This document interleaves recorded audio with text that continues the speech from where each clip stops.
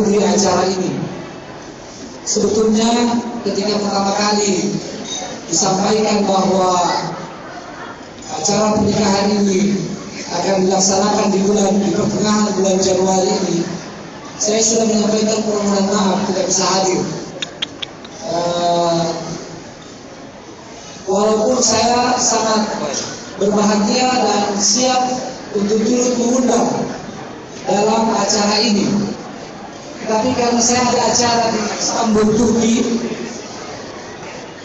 15 sampai 18 Januari ini.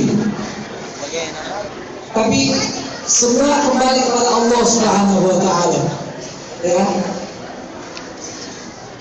Perjalanan hidup yang saya alami, termasuk seperti peristiwa ini, itu semakin menambah keyakinan saya akan kekuasaan dan kemahakuasaan Allah Subhanahu wa taala yang mengatur segala sesuatu.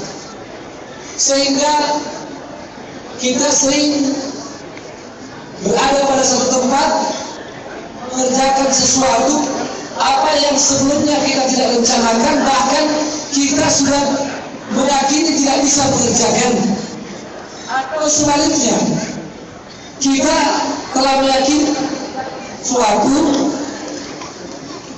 tetapi kemudian satu dengan hal kita tidak bisa melaksanakannya.